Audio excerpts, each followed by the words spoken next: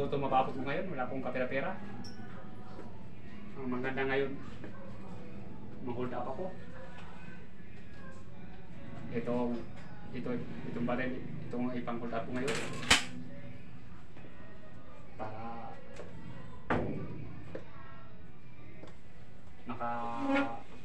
magkaroon ako ng maraming pera. Mag-hold up ako ngayon. Ngayon lang naman, isang beses. Para hindi ako magugutom at magkaroon ako ng maraming pera. Ipagpa-Diyos ko na lang yung ginagawa ko na hindi maganda.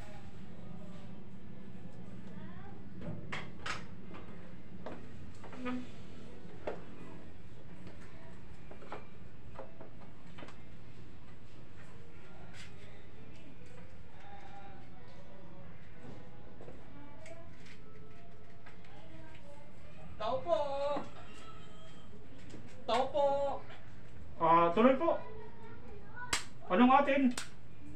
Ako po, sir. Pahingi ng tulong, sir. Maawa ka naman, sir, sa akin, sir. Baka linuloko mo na ako. Baka hindi yan totoong sinasabi mo. Hindi po, sir. Maawa ka, sir. Sa pamilya ko, sir.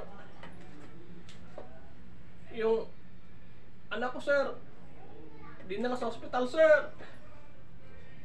Pahingi naman kunting tulong, sir. Naku, kawawa naman. Kahit kunti lang, sir. Kahit paano lang sa ospital, sir. Ako patuloy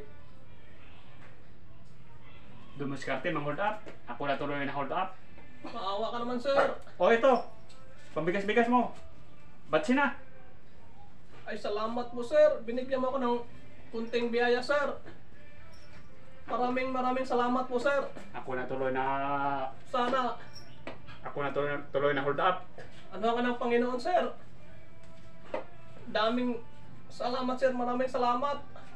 Sige, walang anuman po. Sige, mapauwi ka para ibili mo yan ng bigas para mabusog yung pamilya mo. Naku, sir. Hindi kita makalilimutan. Ang bait mo talaga, sir. Ako na tuloy na hold up. Mabuti yung tao binigyan ko ng pira. Naawa sa akin kasi wala na akong pupuntahan ng kahit saan ako pumunta walang magbigay ng pira. Pauwi din ako sa bahay.